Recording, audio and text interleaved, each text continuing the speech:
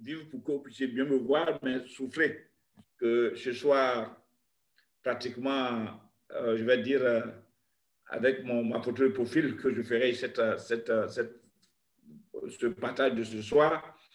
Je voudrais vous féliciter d'abord d'avoir accepté faire partie d'un de l'autre, c'est-à-dire en étant vainqueur. Et nous disons que le réseau vainqueur, c'est un réseau qui ne crée pas de leaders, mais c'est un réseau où les leaders viennent se révéler. Donc, si vous êtes partenaire, donc que vous êtes dans ce réseau, c'est parce que vous êtes des vainqueurs, des leaders révélés, que vous avez pu accepter et appartenir à notre modeste réseau. J'étais donc à Kinshasa. Depuis un moment, j'ai décidé de faire une tournée donc dans la zone CEMAC, donc la zone dans laquelle se retrouve aussi la zone Congo plutôt, où se trouvent plus de vainqueurs, donc en faisant Kinshasa et Pointe-Noire. Alors là, je suis, après 8 jours à Kinshasa, je me retrouve aujourd'hui à Pointe-Noire.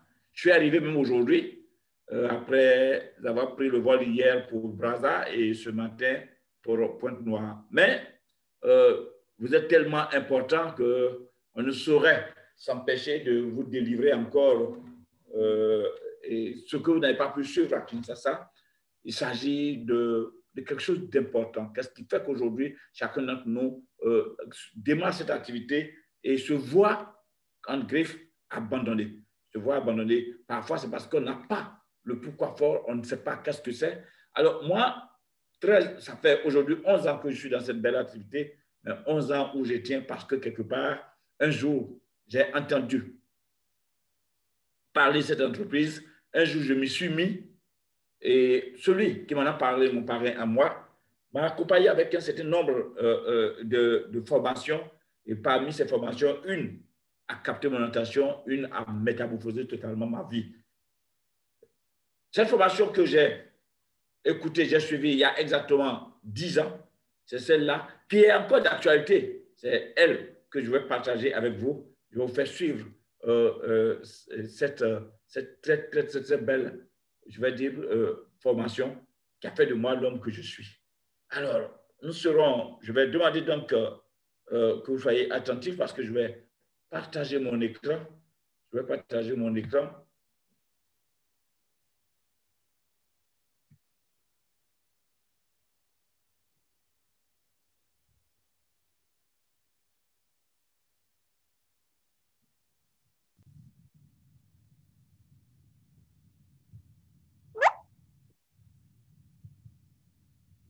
Alors, le titre de notre rencontre de ce soir, donc, c'est ce que vous voyez sur votre petit écran.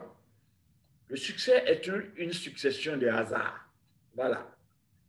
Voilà, nous tombons dans le décor et souffrez que je puisse me permettre d'étaler cette meilleure, cette bonne, unique formation qui a tout bouleversé en moi.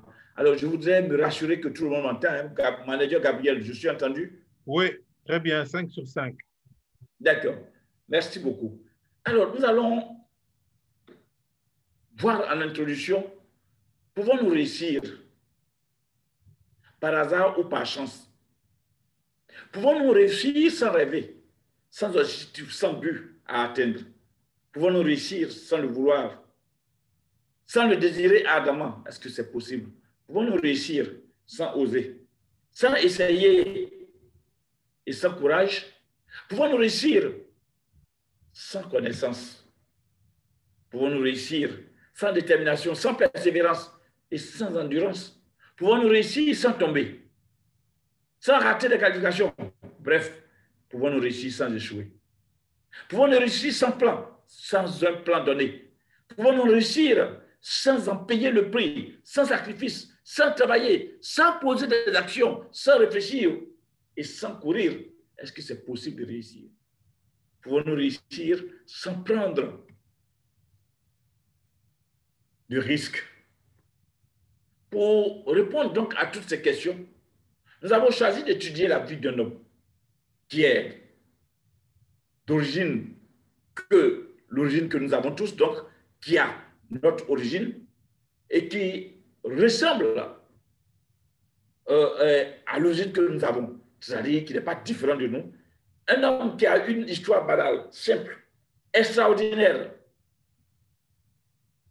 mais qui a, je pourrais conjuguer cela au passé,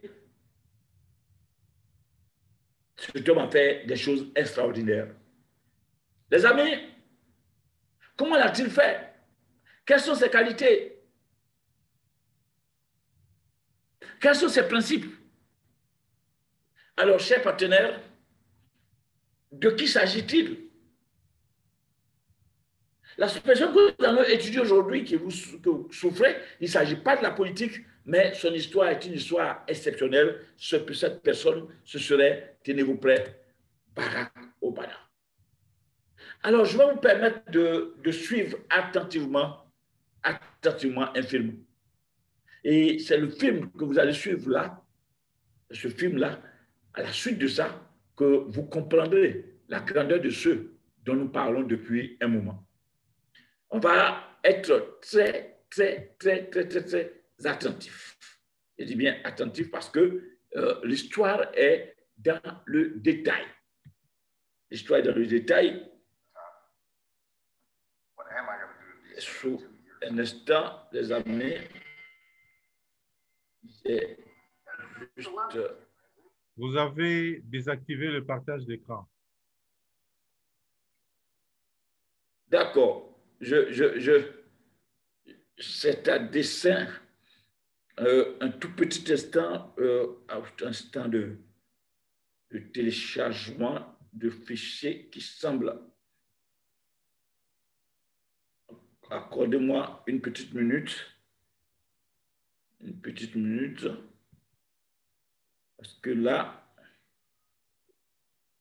comme le disent les autres, la scène est dans le détail.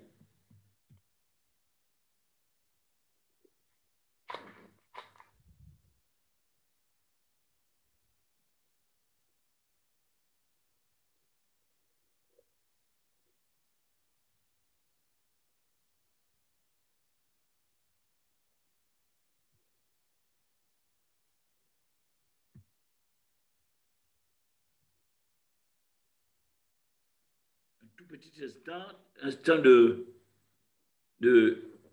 téléchargement qui semble être un peu lourd.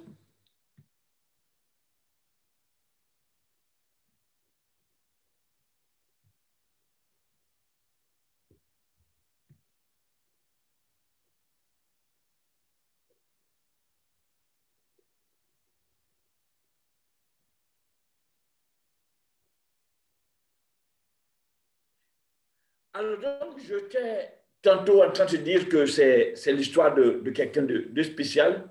Et si nous l'avons choisi, nous avons les raisons. Les raisons parce que ce que vous allez voir, le temps que l'ordinateur puisse télécharger, et c'est juste que vous dire que c'est quelque chose qui, moi particulièrement, a métamorphosé totalement ma vie.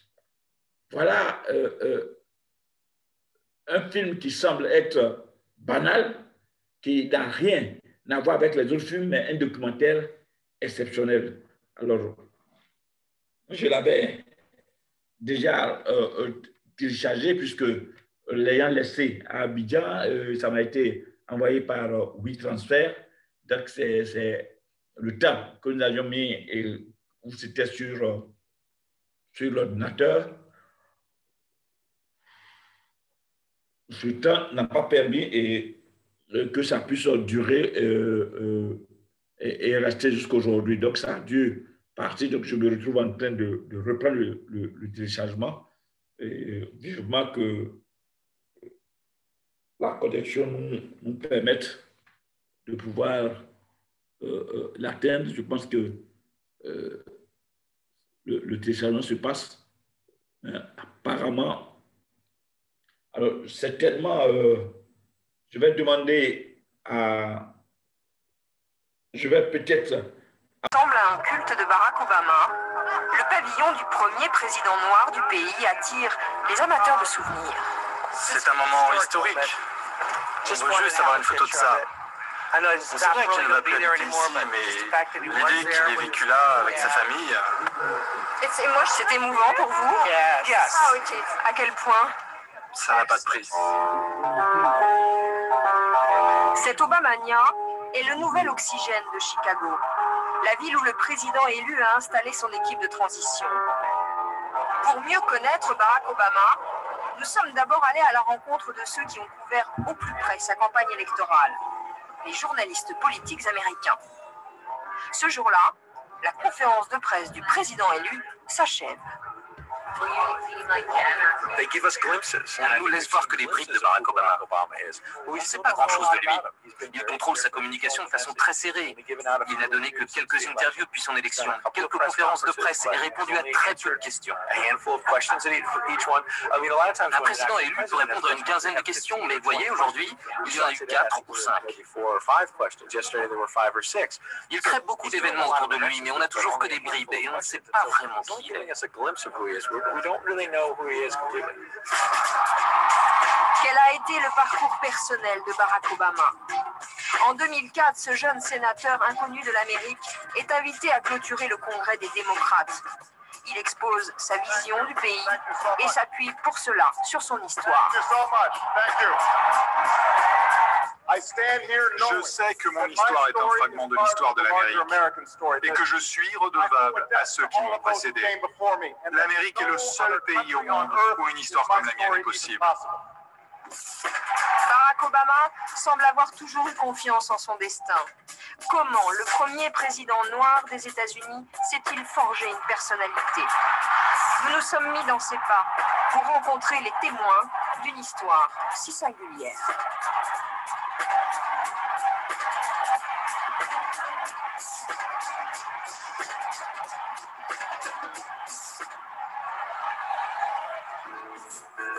Explorer la vie de Barack Obama, tenter de le comprendre, nous ramène toujours, qu'on le veuille ou non, à ses origines et à la question raciale. Le jeune Barack s'est longtemps cherché. Il est métis, et cette réalité n'a pas de fondement en Amérique, où l'on est soit noir, soit blanc. Barack Obama n'est pas un Afro-Américain typique. Sa filiation n'est pas celle d'un descendant d'esclaves. Barack Hussein est né d'une mère blanche du Kansas et d'un père africain du Kenya, venu étudier aux États-Unis. Ses parents divorcent quand il a 2 ans. Il ne reverra son père qu'une seule fois avant sa mort, le temps de cette photo. Élevé à Hawaï, puis en Indonésie où sa mère s'est remariée, il est ballotté entre plusieurs continents, entre le noir et le blanc.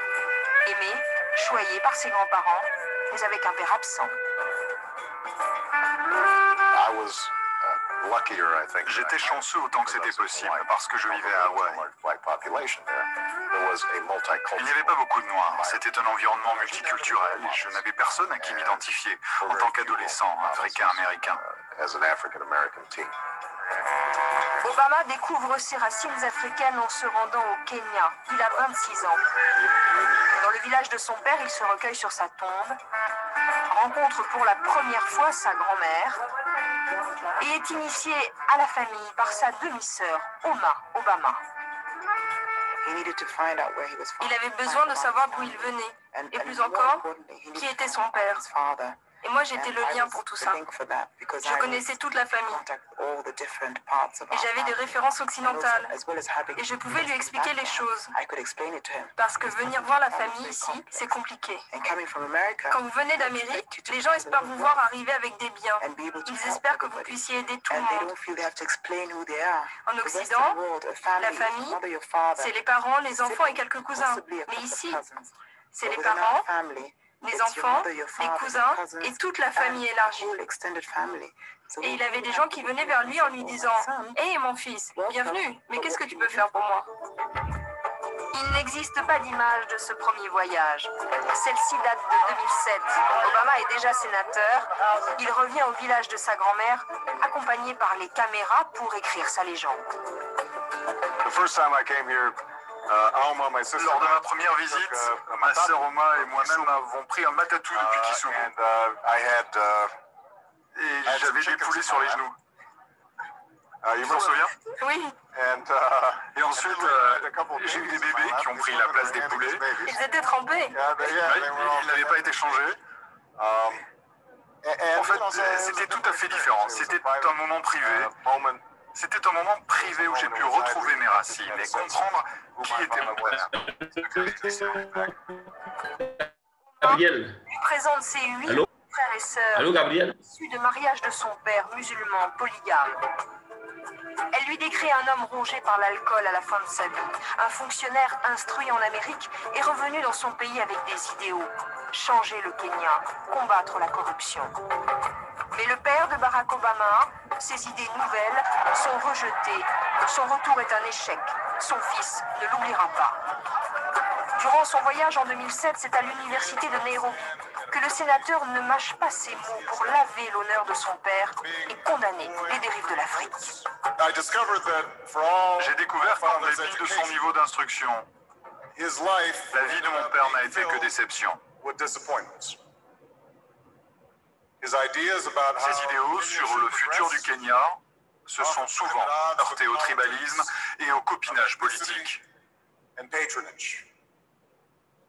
Après son licenciement, il lui a été impossible de retrouver du travail pendant plusieurs années. J'étais en position de relayer certaines de ses idées. Et c'était important pour moi. S'il avait été là, il aurait sûrement été satisfait. Barack Obama a réglé les comptes de son père. Il était obsédé par ses origines. Son voyage en Afrique clôt un chapitre. Désormais, il est prêt à s'ancrer quelque part. Et c'est à Chicago qu'il rencontre celle avec qui il fêtera sa victoire de président en novembre dernier. Quel rôle Michelle Obama a-t-elle joué auprès de son mari? Michelle Obama, fille de descendants d'esclaves, élevée dans les quartiers populaires noirs de la troisième ville du pays. Issue d'une famille modeste, la jeune femme fréquente les meilleures universités, Princeton, Harvard. C'est une brillante étudiante en droit. L'une des camarades de lycée de Michelle Obama n'est autre que Santita Jackson, la fille du pasteur Jesse Jackson, figure historique de la cause noire. La radio dans laquelle elle anime des conversations intimes avec des célébrités affiche des photos de la lutte des Noirs. Des Jeux Olympiques de 68 à Malcolm X et Martin Luther King, des Black Panthers au père de Santita, le pasteur Jackson. Amie du couple, marraine d'une de leurs filles, elle a été aussi l'une des témoins de leur rencontre.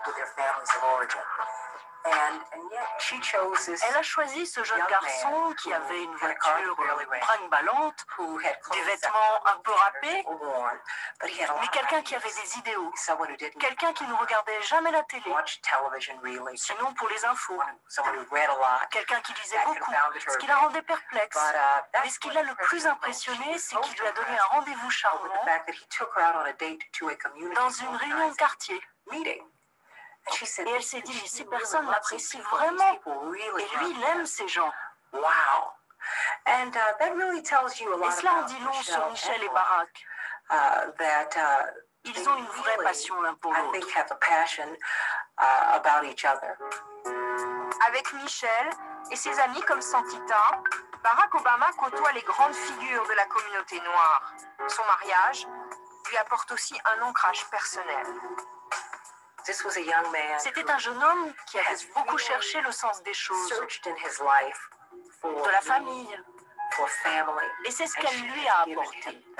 Ce socle qui lui a permis d'aller vers d'autres univers. Il est temps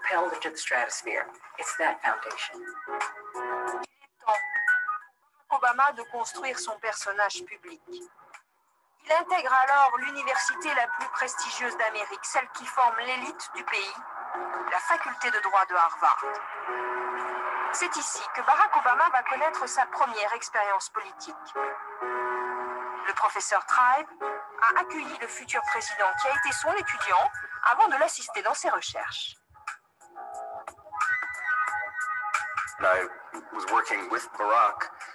Je travaille avec Barack sur la pertinence des thèses d'Einstein, sur l'espace et le temps dans leur relation avec la société et le droit.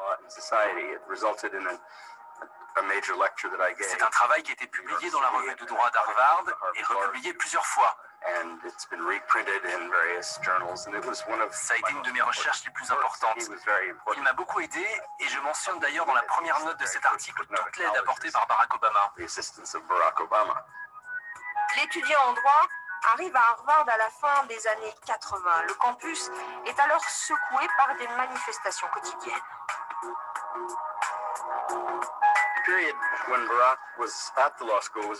La période où Barack était là était un moment de forte tension entre les étudiants qui avaient des vues différentes sur le droit américain, sur les questions raciales et sociales. Il y avait ici des manifestations, mais Barack ne s'est pas rallié à un camp ou à un autre. Il était plutôt celui qui voulait rassembler. Les manifestations opposent étudiants conservateurs et progressistes sur la question raciale. Faut-il plus de professeurs de couleur ou y en a-t-il assez? Obama se fait remarquer comme orateur.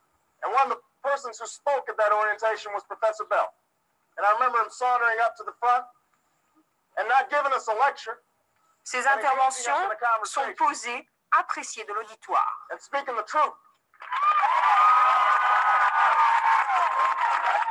L'étudiant ne prend pas de position radicale. Il cherche le consensus et la tactique va faire ses preuves. Sur le campus, il y a un événement politique majeur, l'élection du président de la revue de droit d'Harvard, un poste clé.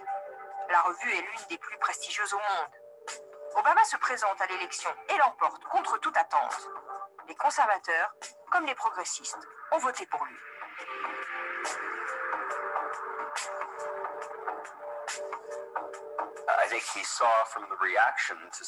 Il s'est rendu compte avec les réactions à ses discours qu'il avait une capacité à diriger des hommes et à gagner des batailles politiques. Ici, c'est un petit monde, un microcosme, un monde élitiste. Je ne veux pas exagérer son expérience à la revue de droit d'Harvard, mais ça a été un baptême pour lui dans ce petit milieu politique. Barack Obama devient le premier président noir de la revue de droit d'Harvard, un événement national et l'occasion de sa première interview télévisée. Je suis très honoré. Mon élection illustre les progrès accomplis dans ce cercle restreint du monde juridique. Mais il ne faut pas oublier le monde qui nous entoure. Je sais que pour de nombreux enfants, les portes que l'on m'a ouvertes restent fermées. Barack Obama parle désormais comme un homme politique. Après Harvard, il aurait pu décrocher un poste bien payé à la Cour suprême, mais il rentre à Chicago pour entamer sa conquête du pouvoir. Tony Preckwinkle est membre du Parti démocrate. Obama est venu chercher son soutien pour se présenter à un poste de sénateur de l'État. Tony, reconnu à chacun de ses pas. Bonjour, vous allez bien? Salut, ça va? Dans cette ville, on fait de la politique à l'ancienne. C'est des relations très personnelles. C'est quelque chose qu'on prend très au sérieux. C'est un peu notre sport local. Bonjour monsieur, ça va? Le quartier vote à 95% démocrate. La victoire d'Obama il y a 12 ans fut donc une formalité. Même dans les primaires, il n'avait pas d'adversaire valable. Ils avaient tous mal préparé leur candidature, pas assez de signatures. Alors pour lui, ça a été vraiment facile. Voici le mentor des débuts en politique d'Obama. Avec Ivory Mitchell, les apparences sont trompeuses. Ce vieux sage, aux allures de retraité, est un conseiller qui fait et défait les carrières à Chicago. Il se souvient du jeune Barack. C'est le genre de gars à dire allez, allez, on y va, maintenant. Il est très énergique. Il veut toujours y aller. C'est pas vraiment le genre de gars patient. Obama trépigne. Il veut briguer un siège au Congrès à Washington et affronter cet homme, Bobby Rush. militant historique des Noirs à Chicago. Ivory Mitchell le met en garde. Il m'a dit, je veux y aller contre Bobby Rush. Je lui ai dit non, tu peux pas. Il y a maintenant d'autres candidats et les sondages ne sont pas bons. Bobby Rush est au plus haut. Il m'a dit non, je vais tous les battre. Je lui ai dit non. Il y est allé et il a perdu misérablement. Il s'est fait triper.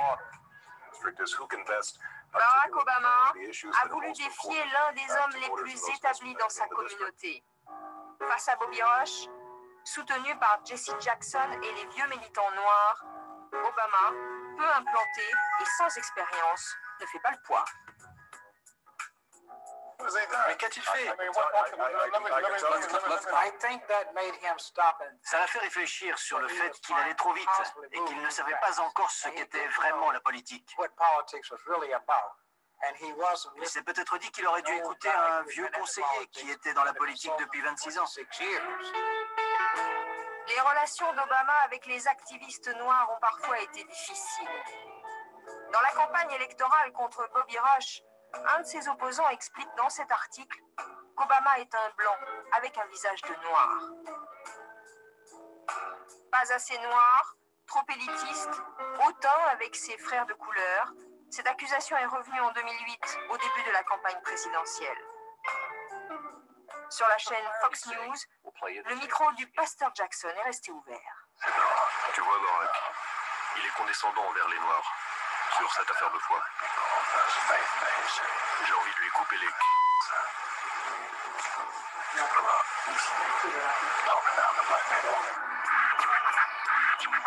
Cet ami avocat d'Obama a été tout au long de ces années le témoin de cette méfiance des militants noirs les plus actifs. Beaucoup de ces militants noirs sont issus d'une génération qui a été marquée directement par l'histoire de leurs parents, qui ont vécu en victime de cette question raciale.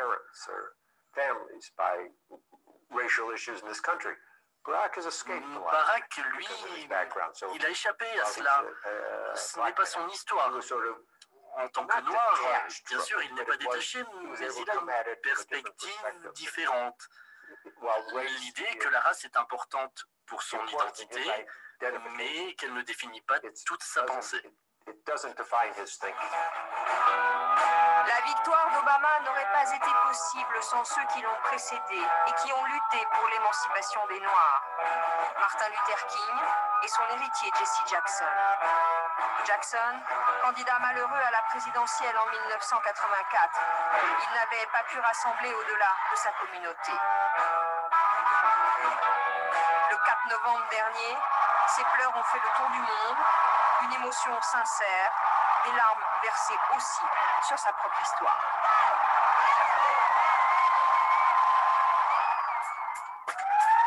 Si Barack Obama s'est lancé en politique à Chicago, c'est parce qu'il connaissait bien cette ville. Troisième mégapole des États-Unis avec ses 7 millions d'habitants, Chicago est coupée en deux. Au nord, les plus beaux gratte-ciel des États-Unis, un modèle d'architecture.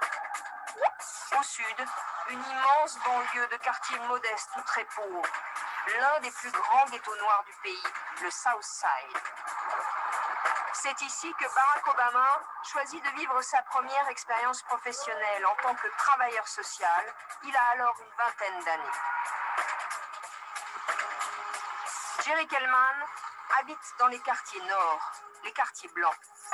Dans les années 80, il dirigeait un réseau d'églises impliquées dans l'action sociale. C'est lui qui recrute le jeune Obama. Même si Barack venait d'un milieu relativement privilégié et éduqué, il y a toujours des gens qui ont une façon d'exprimer leur dédain vis-à-vis des autres quand ils sont racistes et qui le communiquent. Et ça, il l'a éprouvé, rien qu'en marchant dans la rue. Il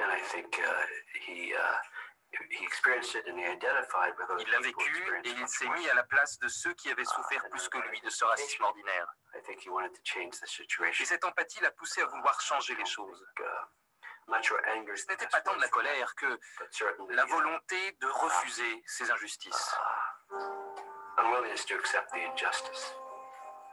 Recruté comme travailleur social, le jeune Obama va passer 3 ans sur le terrain, dans les quartiers, notamment dans l'extrême sud de Chicago. Nous sommes à Aldgate Gardens, une cité HLM très isolée du reste de la ville. Les loyers ne dépassent pas 30 € par mois. Obama s'est occupé des problèmes concrets de ses habitants. Marie est l'une des premières à s'être installée ici. En 1983, elle s'est battue avec Obama pour obliger la mairie à rénover les appartements. Nous avons tous travaillé ensemble. Je l'aimais bien, car on n'avait pas beaucoup de jeunes hommes qui voulaient faire ce boulot.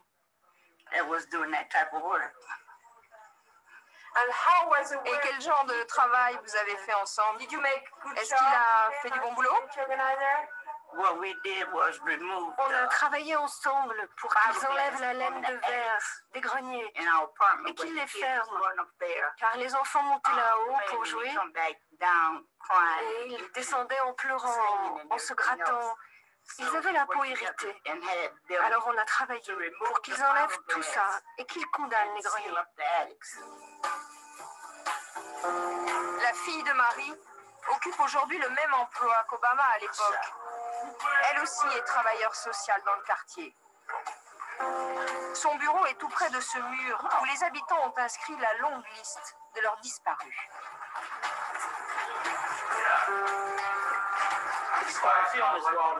Pas mal sur ce mur sont morts avant la quarantaine. Avant la quarantaine. À cause de la criminalité? Ils sont morts de cancer. Les drogues?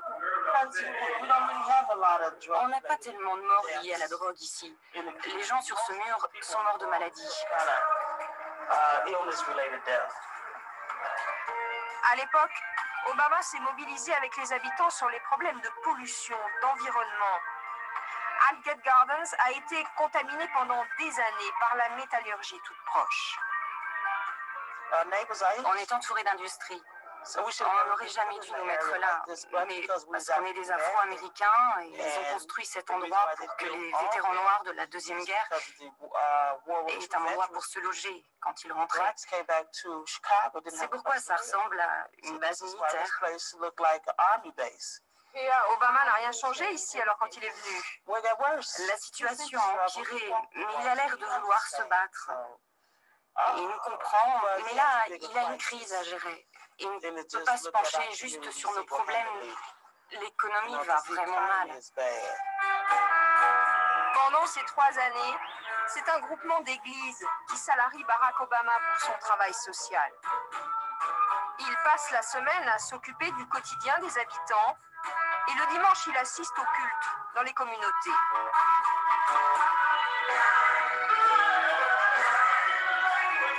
Le pasteur Alvin Love a été l'un de ceux avec qui Obama a travaillé. Tous les deux, à l'époque, ont une vingtaine d'années. Ils ont partagé de nombreuses confidences et discussions sur ce que vivait Obama dans ses communautés. Il cherchait à quelle communauté religieuse cela avait du sens pour lui d'appartenir. C'est à ce moment qu'on a parlé ensemble de ce que voulait dire adhérer à une église. C'était un temps de découverte pour lui. Trouver sa voie, comment utiliser les dons qu'il avait reçus.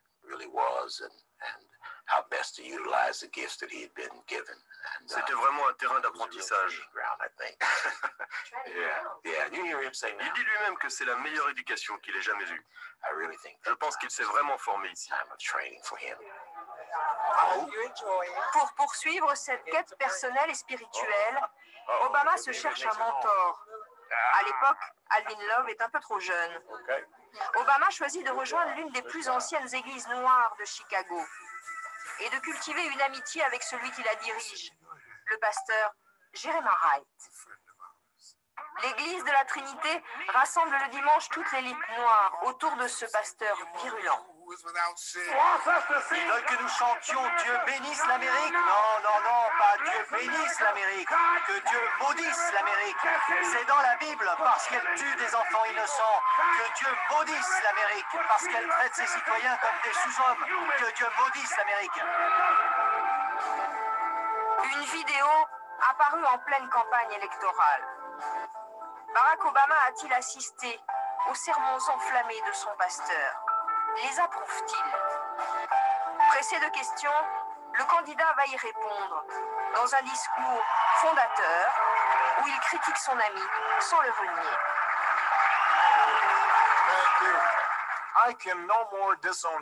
Je ne peux pas plus le renier que je ne peux renier la communauté noire.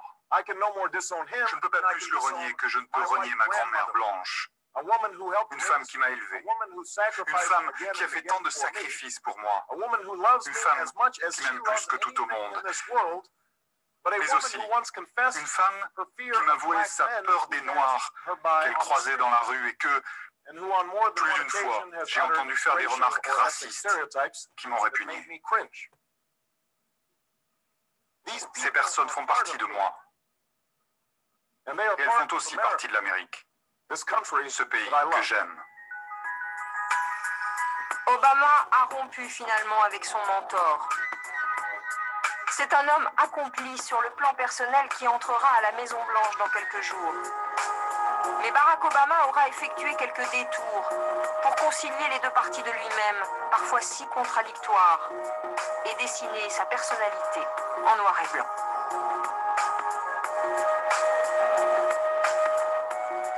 Et nous retrouvons tout de suite sur ce plateau Agnès Varagnan, qui a réalisé ce reportage pour Envoyé spécial. Agnès, bonsoir. Bonsoir. Bonsoir Agnès. Bonsoir. Alors on le voit bien dans votre reportage, Barack Obama a utilisé son histoire, sa tragédie. Alors Gabriel, tu peux mettre fin à la vidéo. Stratégie qui a payé, en gros, qui lui a...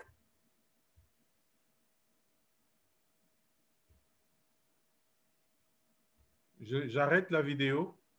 Oui, oui, et je vais partager mon écran, s'il te plaît. OK.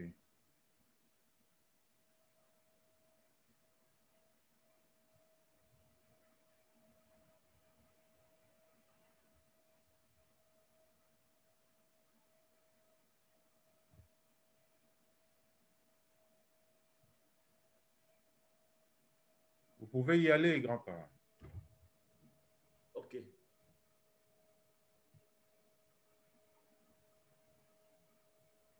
Alors, nous venons ici de suivre l'histoire de ce grand monsieur. Quoique, à divers niveaux, à cause de la connexion, nous avons les images un peu entrecoupées, mais je pense que pour ceux qui ont été très attentifs, le message est passé. Alors, si le message est passé, la question qu'on se pose dans ce film, c'est comment cet homme a su forger son destin et a pu réaliser ses rêves. Il a été, vous vous souvenez bien, l'homme le plus puissant du monde jusqu'à alors, hein, jusqu'à il y a bientôt 5 ans, 5 ans maintenant. Sinon, avant ces 5 ans, c'était lui, l'homme le plus puissant du monde. Mais qui est-il? On va se rendre compte, d'abord, pour rappel, qu'il est d'une origine simple et banale. Il est né d'une union entre une femme d'origine kenyane et une blanche, entre un homme plutôt, un Africain donc d'origine kenyane, et puis une blanche américaine. Il n'a pas eu de vie familiale stable parce que sa mère a divorcé de son père pour un Indonésien. Donc la maman a divorcé. Il a donc tantôt vécu avec sa mère, son beau-père, puis avec ses grands-parents. Il a même connu la drogue. Et pourtant, on nous dira que ce grand homme est reparti sur cette trace. Dans le film, on voit. Dans cette salle, nous sommes d'accord, pour vous qui êtes connectés, il y a des gens qui ont eu des parents séparés, des gens qui ont été orphelins très tôt, des gens qui ont connu d'autres formes de difficultés. Barack Obama vient de nous montrer que nous pouvons et nous devons tous réussir, quelle que soit notre origine et nos difficultés familiales. Donc, les difficultés familiales ne peuvent pas être une cause, une raison pour quelqu'un, pour freiner quelqu'un dans son élan de réussir. on va continuer par voir que notre origine importe peu. Ce que nous vivons aujourd'hui importe. Ce que nous devons retenir, c'est ce qui est important.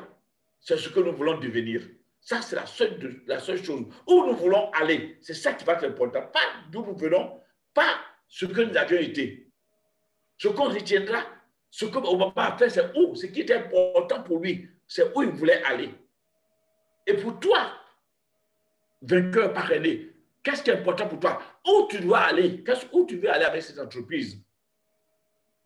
Qu'est-ce que tu veux devenir avec cette entreprise? Nous allons voir les quelques principes du succès et en nous basant sur la vie de ce grand homme qui est Barack Obama. Donc, premier principe, les rêves.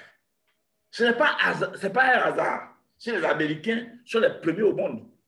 C'est l'un des rares pays au monde qui a un rêve. Et ses citoyens parlent partout de ce rêve-là. Les Américains parlent souvent du rêve américain, tous les Américains. Dans le film, tous les présidents en parlent dans leur discours d'investiture. Les candidats aux élections en parlent souvent lors de leurs différentes campagnes électorales. Donc, le succès de ce pays ne doit donc pas étonner quelqu'un. Pour quelqu'un qui sait que déjà le pays a un rêve. Quel est ce rêve?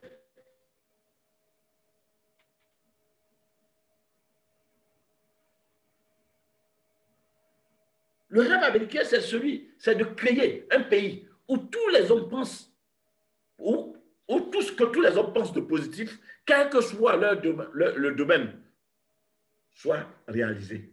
Donc, il n'y a pas une barrière. Tel que tu peux penser et que ta pensée est positive, ce dont tu as pensé là se réalise. C'est de créer un pays où tout le monde a la même chance. C'est d'aller vers l'excellence, la perfection totale. C'est l'idéal de ce pays. Donc, créer un pays où tout ce que tout le monde pense de positif, quel que soit le domaine, soit réalisé. Voilà. L'exemple d'Obama, oui, devenu premier président noir. Il a d'abord été gouverneur de la Californie, la 6e puissance économique du monde. L'économie la plus puissante des États-Unis, c'est la Californie. Il a été là-bas gouverneur. C'est un Américain d'origine allemande.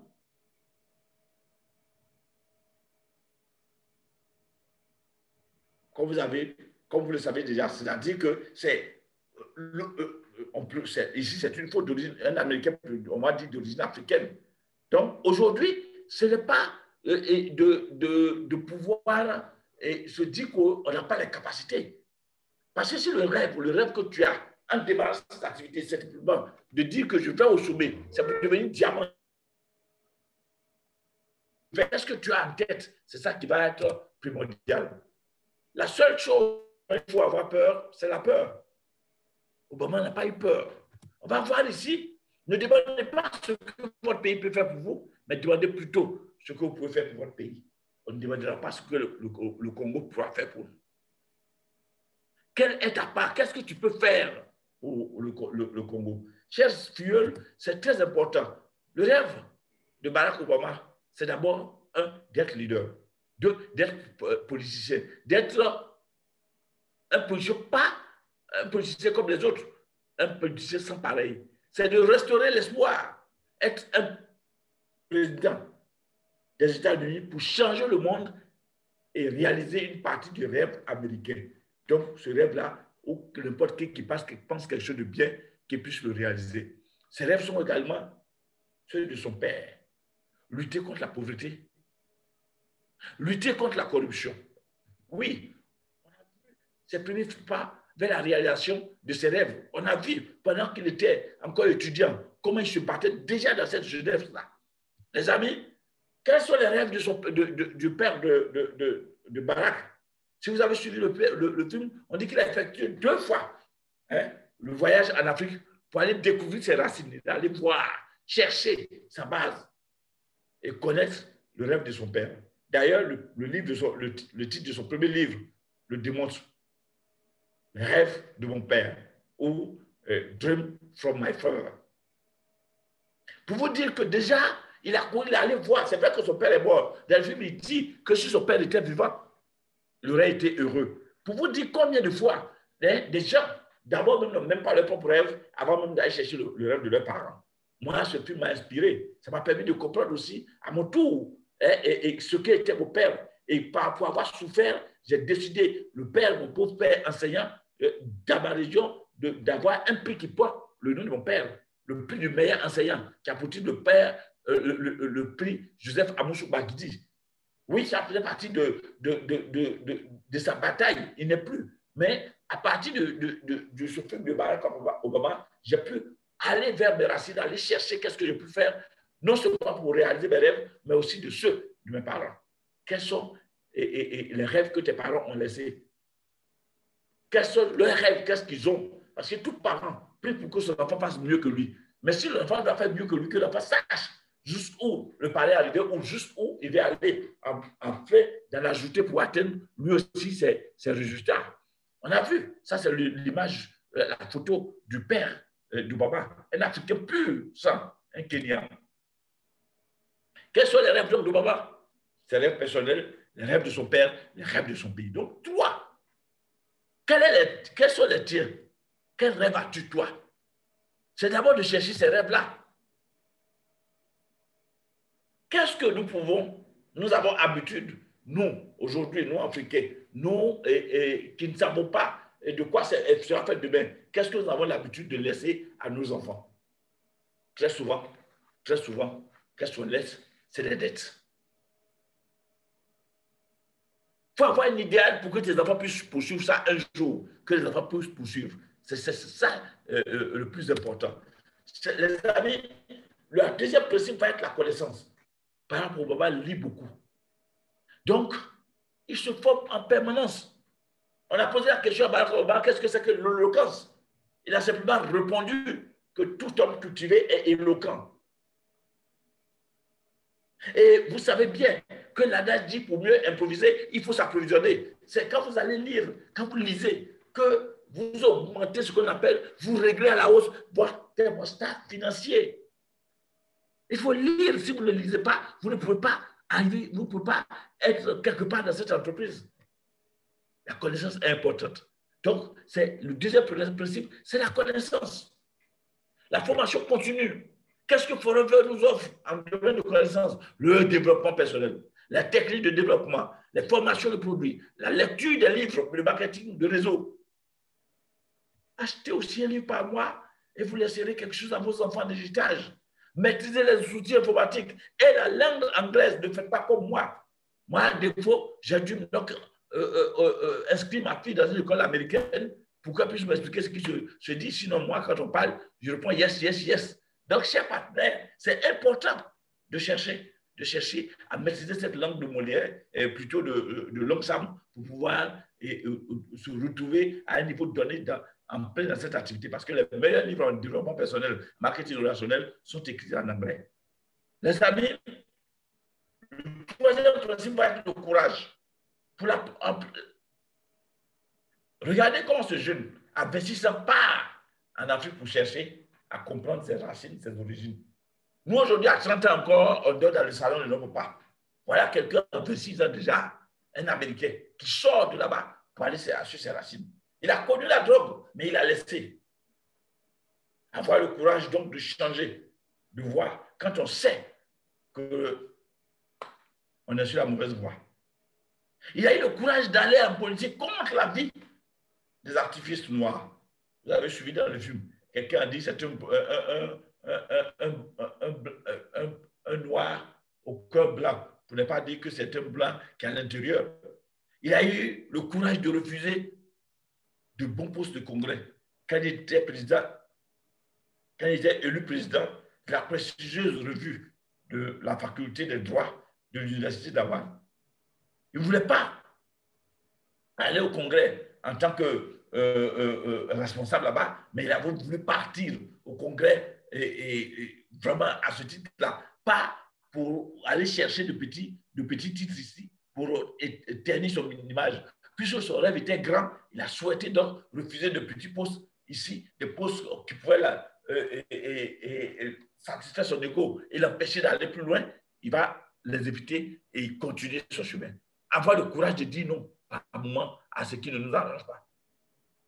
Chers amis, il est retourné, on l'a vu dans le film. Ça, c'est le tombeau de son père sur lequel il est parti. On a vu comment il s'est retrouvé près de sa grand-maman. Il a même dit combien de temps il était là-bas, comment, avec sa soeur. Ils se sont promenés dans tout le Kenya à 26 ans, chers amis. On a vu, il en a parlé. C'est d'abord faire un choix. Le choix que moi j'ai fait, c'est Forever. De nous affirmer comme réseauteur partenaire de Forever. Il y a des gens dans leur quartier, personne ne sait qu'ils font cette activité. Ils ne veulent même pas savoir même que ils ne veulent pas que leur conjoint sache qu'ils boivent à l'Ouest. Chers amis, soyez fiers. À l'Ouest, notre entreprise est une entreprise hors pair. Moi, partout où je passe, je m'affiche. Vous allez dans mon quartier déjà à 200 mètres de rayon, à 300 mètres de rayon, 500 mètres de rayon, vous demandez où se trouve la personne qui fait. Forever ici, on t'enverra chez moi. Nous devons avoir le courage de placer nos produits, d'en parler, de consommer, d'aller dans l'information, d'investir dans notre affaire et le courage de prospecter, chers amis. Avoir le courage d'aller jusqu'au bout. Ces partenaires, on a vu cette grandeur de Barack Obama de se tenir en face à ces personnes-là et à l'écoute de leur avis. On a vu comment ces personnes, le jour de son investiture, ont coulé les larmes parce qu'ils voulaient réaliser un de leurs rêves. Ils en ont pensé. Et qu'ils vous souviennent que l'un, à l'époque, disait « I have a dream », mais il a fini par dire à tout le monde « Yes, we can ». Le quatrième principe va être l'endurance. Aimez les problèmes, car ils vous rapprochent sûrement du succès. Pour ceux qui veulent avoir du succès, on dit, plus vous échouez, plus le succès, votre succès est grand. Oui, j'en suis la preuve. Je suis la preuve et vous ne pouvez pas imaginer combien de fois je sais ce que c'est que l'échec. Barack Obama a eu beaucoup de difficultés. Il a échoué à plusieurs élections. Le problème avec ces activistes noirs, on a entendu Jesse Jackson parler avec l'autre, que l'on pas accepté, car pour eux, comme je le disais tantôt, c'était un noir au visage blanc. Il n'était pas descendant d'esclaves. Lui, il venait purement d'Afrique.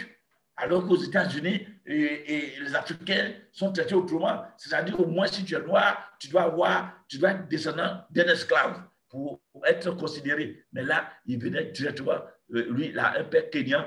Donc, on pouvait juste dire Hakuna Matata. Ou bien, oui, c'est ce que je pourrais dire, ou ce que je sais de ce grand pays que j'ai eu la chance de visiter plus d'une fois pour avoir traversé Nyeri jusqu'à Mombasa à plusieurs reprises. Je sais que ce grand pays est source de grande puissance.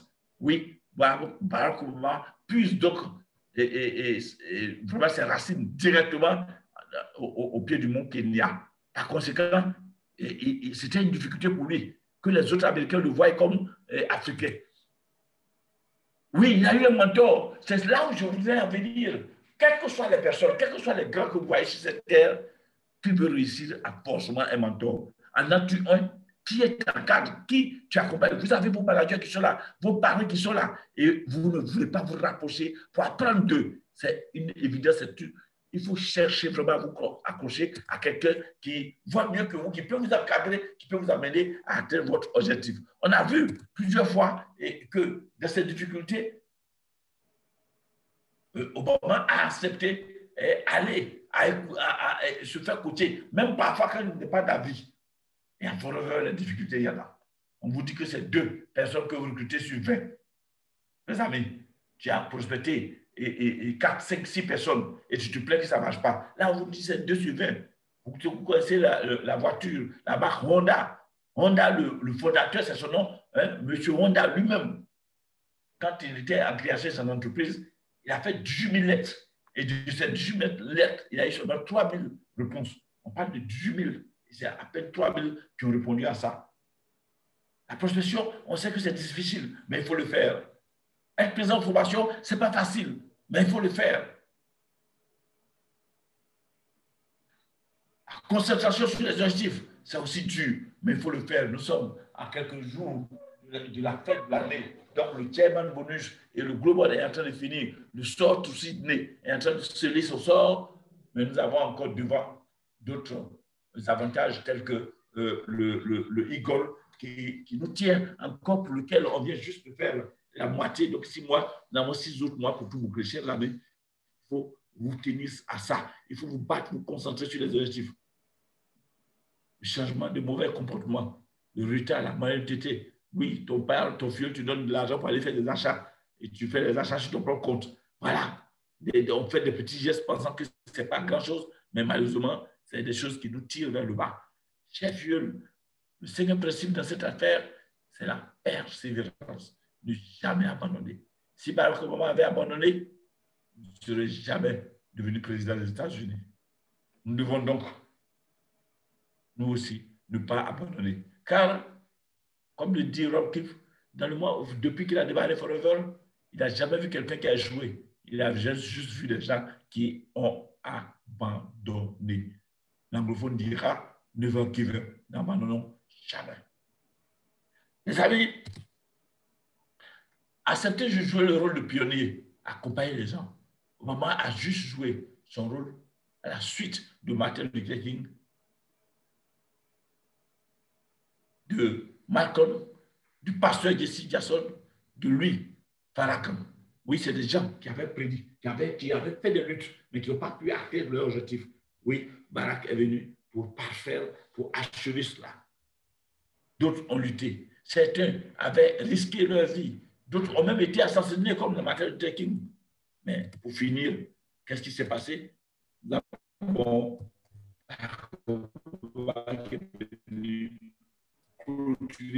conclure cela. On a vu cela en tant que pionnier. Le travail que nous faisons aujourd'hui, c'est pour nous-mêmes. Nous sommes en train de créer un style de vie, mais surtout nous sommes en train de préparer un terrain pour nos enfants, pour l'Afrique future. Les enfants des partenaires Forever seront les mieux formés en développement personnel. Je l'ai déjà dit, nous devons avoir des rêves à transférer à nos enfants. Oui, ici, nous avons, avec notre activité, on a de quoi à transférer à nos enfants. Moi, je suis en train de vivre aujourd'hui ma propre fille, en train de prendre la relève dans ce que j'ai commencé par faire. Oui, ça m'a permis aujourd'hui d'être un exemple pour elle, plutôt que de chercher ailleurs. Je me souviens que mes parents, et quand j'étais plus jeune, quand je n'avais pas connu cette activité, je lui disais que Dieu fasse que mes enfants fassent mieux que moi. Mes parents auraient souhaité que nous fassions mieux qu'eux. Mais quand vous parlez vos enfants, comment vous commencez par être, qu'est-ce que j'allais dire? Vous commencez par être la raison, sinon l'exemple de vos enfants, c'est une réussite totale. C'est une réussite, chers amis. Et il faut le faire, il faut vous battre pour laisser un exemple à vos enfants. Les enfants, les amis, je voudrais juste vous dire que les enfants des partenaires, comme je l'ai dit tantôt, seront les meilleurs partenaires car nous avons nous-mêmes la meilleure entreprise et nous sommes les meilleurs pionniers. Pour vous dire qu'aujourd'hui, en le faisant, regardez quand vous commencez les enfants de bas âge, vous commencez par parler de pointet, de manager, de diamant, parce qu'ils entendent ça régulièrement et vous voyez une activité qui fait participer toute la famille. Quand j'étais directeur d'entreprise, j'allais au travail seul, je savais, quand je rentrais, je ne changeais rien avec mon épouse.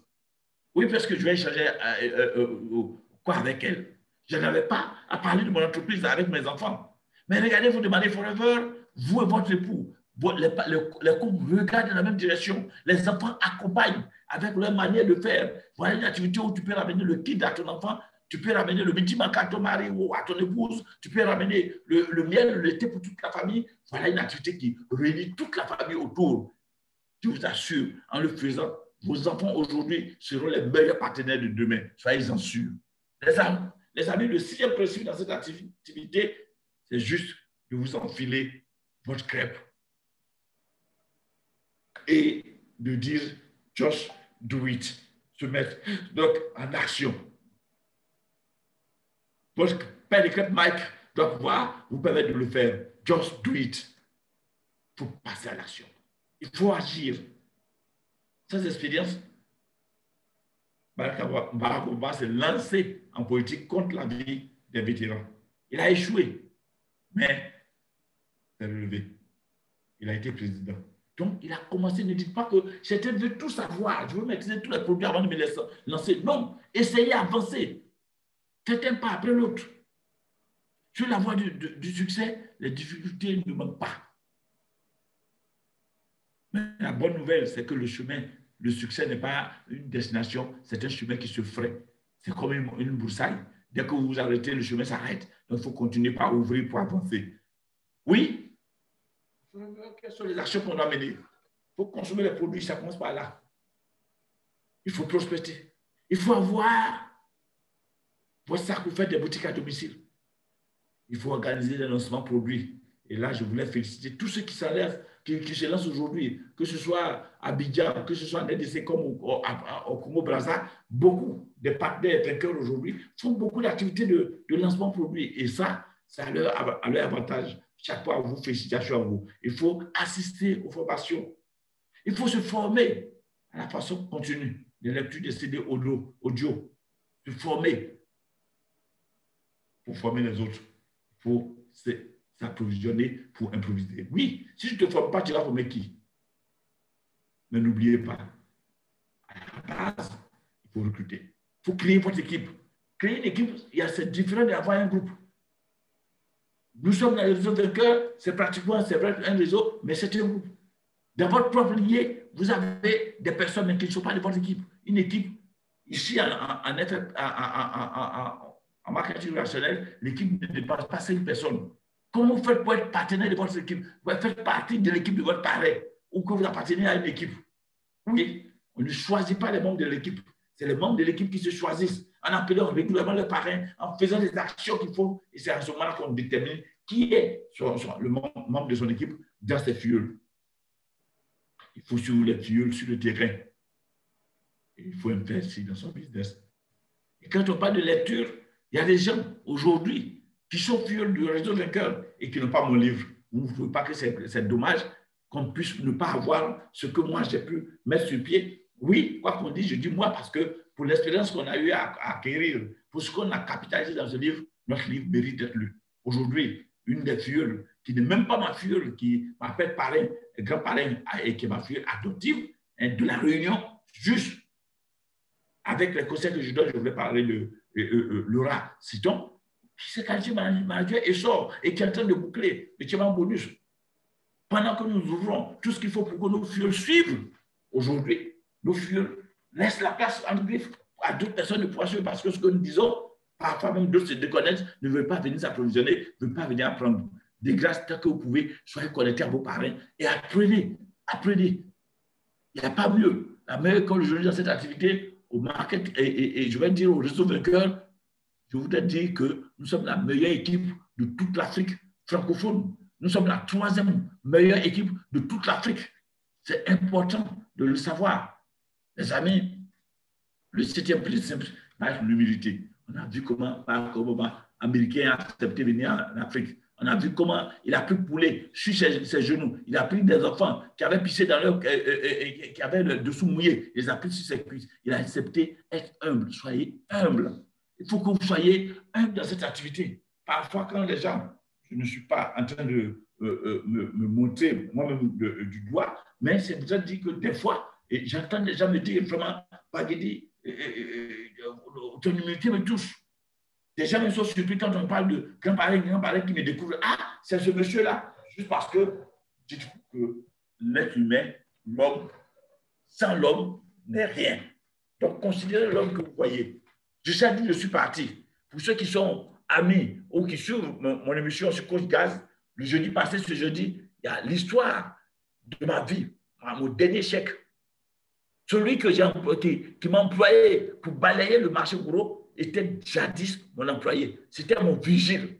Celui à qui j'ai montré comment se battre, comment créer une entreprise. Celui à qui j'ai offert les premiers costumes. Celui à qui j'ai aidé à ouvrir son premier compte.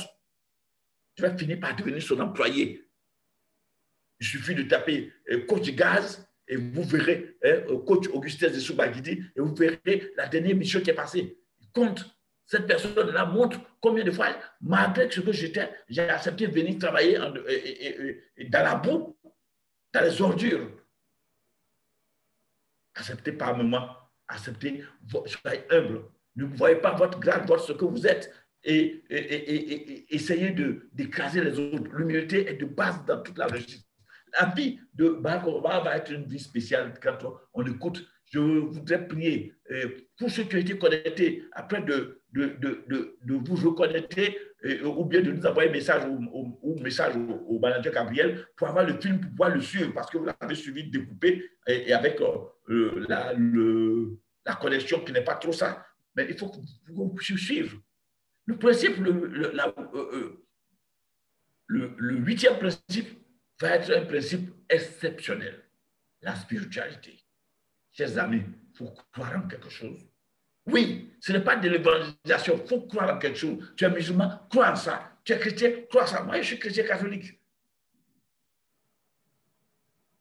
Je suis fervent, je ne saurais le dire, mais je participe à la vie de mon Dieu. On a vu Barack Obama chanter dans la chorale. On a vu, vous avez suivi. Les grands hommes ont des fondements donnés. Et ce monsieur a une vie complète. Les amis, croyez, ayez la présence de vie de Dieu dans votre vie. Forcément que Dieu y soit. C'est parce que moi, j'ai la présence de vie, la présence de Dieu, que rien, je ne crains rien. Parce que tant que Dieu est un bouclier, tu ne peux qu'avancer sans crainte. Chers amis, on a vu. Il a eu pour ami, ce grand pasteur, oui, qui l'a accompagné dans beaucoup de choses. Et le deuxième principe, c'est le principe de la famille, l'importance de la famille. Voilà pourquoi j'aime beaucoup Forever. Voilà une activité qui met toute la famille ensemble. Voilà une activité qui vous permet tous d'être un. Voilà une activité qui vous permet, vous, votre épouse, vos enfants et vous, de voir dans la même direction. C'est pas beau ça? Regardez cette belle image. Forever est exceptionnel. Toujours 2 billets d'avion. Je disais à des amis, même quand vous avez des bureaux, ne vous en faites pas. Les bureaux même vont se fermer d'eux-mêmes. Oui, parce que vu la vie que Forever nous offre, il améliore le couple. Et ça fait que de gauche à droite, et ça me pourra permettre à un bureau de pouvoir survivre. Chers amis, voilà pourquoi. Et si vous avez des congés sur qui vous ne comptez pas, de qui vous doutez, ne vous en faites pas. Faites l'effort pour vous faire parrainer ou faites l'effort pour commencer par lui faire suivre les formations et vous verrez que beaucoup de choses changeront. Oui, c'est très, très, très beau de se retrouver en famille. Chers amis, on a vu dans ce film beaucoup de choses. Cette vie, la vie de ce grand homme. Ce que nous pouvons dire en conclusion, c'est dire que l'espoir est permis. Ne pensez pas que la situation dans laquelle vous êtes aujourd'hui, qui piétine, le Covid est venu faire, ou la Covid selon les écoles, ce qu'on souhaite, va être quelque chose qui va freiner le monde. Ça va freiner les activités. Mais n'empêche, l'espoir est promis, est vraiment permis. Et quand on parle de l'espoir, ce film que nous avons regardé va nous retracer tout. Aujourd'hui, en 2009, ce monsieur s'est fait prix Nobel. Il a été nommé prix Nobel de la paix. Et son slogan, vous le savez, c'est Yes, we can. Donc oui, nous le pouvons. Pour nous, les Africains, pour nous, les Congolais, pour nous, les Ivoiriens, pour nous, venant de partout, Kabama nous a montré que nous pouvons aussi faire de grandes choses. Et je pourrais répéter encore, Yes, we can.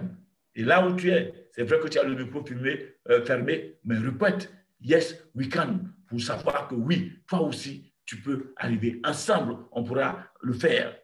Chers partenaires, nous devons changer de mentalité. Alors, pour nous, les Ivoiriens, pour nous, les Congolais, pour nous, et les Centrafricains, pour nous, les Africains en général, ils nous montrent que nous devons avoir l'espoir, nous devons avoir aussi de grands rêves, aussi bien pour nous-mêmes que pour notre pays. Pour ne pas dire des rêves pour nous, pour nos enfants et pour notre pays, en passant déjà par le rêve de nos ascendants. Yes, we can. Les partenaires, les fioles, pour encore revenir sur le modèle que nous avons à Forever, il faut forcément avoir un rêve et un objectif. Il faut avoir du courage, l'endurance et la persévérance. Il faut être humble. Il faut monter en action, il faut avoir beaucoup d'action. Il ne faut pas rester sur toi couché. Il faut poser l'action. Entre le rêve et la réalité, il y a un seul pas, et ce pas s'appelle l'action. La formation, l'aptitude de communication. Oui, il faut avoir cette aptitude communicationnelle.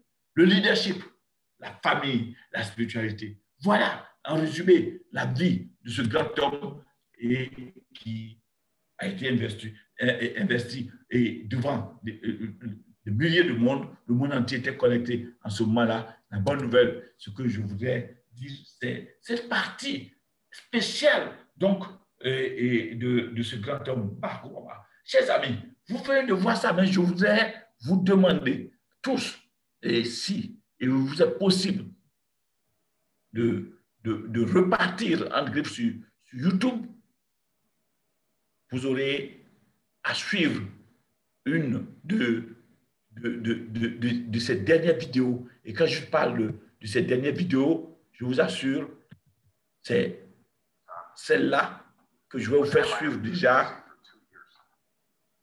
sur un instant, que vous allez voir. Un instant.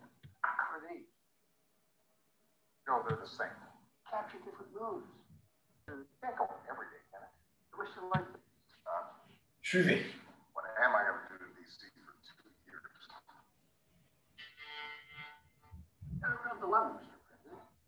I can't go every day, can I? I wish you liked better. These or these? Joe, they're the same. Capture different moods. No, I need some focus here. Come to the nursery. Give you the time. I'm sorry, what's that? I said, Mr. President, you have to be practical. And look, you can drive again. You're going to need a license. You love sports. Why don't you volunteer to work for one of the teams around here? Is this the Washington Wizards? I understand it's the tiniest towns in Delaware. See it in the incredible loyalty of his staff, the team who knows that family always comes before work because Joe tells them so every day. It reflects their boss's humble service here in this building where there have been no turf wars between our staffs because everybody here has understood that we were all on the same mission. There's the same values. There's been cooperation and camaraderie. That is rare.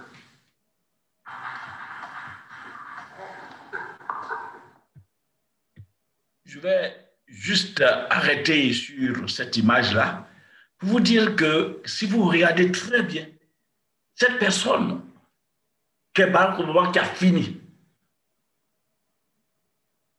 il y a 5 ans, un autre prendra le pouvoir, Donald Trump. Mais regardez celui qui est aujourd'hui en train de devenir président, il s'agit de Joe Biden. Mais Joe Biden est allé à l'école de Barack Obama. Quoique plus âgé que lui, quoique maîtrisant beaucoup de choses, a accepté de venir à l'école de celui qui a déjà passé le chemin. Et qu'est-ce que nous avons vu? Il a été, dès ces derniers moments, a accepté de se faire coacher par son ancien boss, qui est Barack Obama. Et qu'est-ce que nous constatons aujourd'hui? Pour l'avoir suivi, pour l'avoir écouté. Voilà que, quoi qu'on dise, c'est vrai que Trump est en train de tenir. Mais aujourd'hui, le futur président, nous pensons bien que si les choses se passent bien, ce serait bien sûr Joe Biden. Alors, les amis, c'est dire que, quelque part, accepter, allez apprendre au pied du maître. Votre parrain Gabriel est là. Allez, rencontrez-le pour avoir toutes les stratégies qu'il a mis en place pour passer manager. Il vous donnera cela à cœur joie. Vous avez vos différents parrains. Les amis, j'ai pris peut-être du temps à vous parler, mais pour moi, c'était juste de partager cette partie de la vie de ce grand homme qui, certainement, peut être une source d'inspiration pour chacun d'entre nous. Si moi, en ce temps, ça a pu me transformer, comme je le disais en début, ça pourra aussi vous transformer. On s'excuse pour la qualité de la vidéo, on s'excuse pour le fait que ce soit entrecoupé, mes chers grands leaders. Je voudrais parler donc de ce grand aigle, manager Gabriel. Voilà ce que j'avais à partager.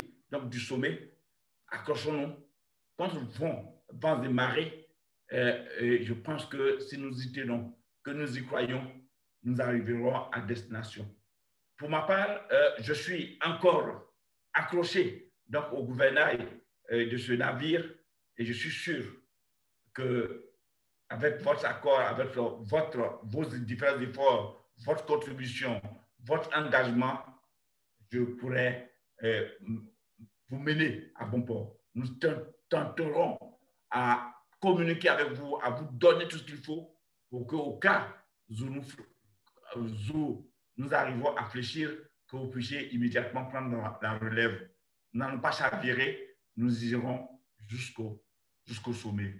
Je voudrais encore citer une dernière fois Rocky qui a dit de toute sa carrière en marketing relationnel, et particulièrement Forever, il n'a jamais vu quelqu'un échouer, il n'a vu que des gens abandonnés. Donc, tous ceux qui n'ont pas abandonné ont atteint le succès. Accrochons-nous et soyons au succès. Merci.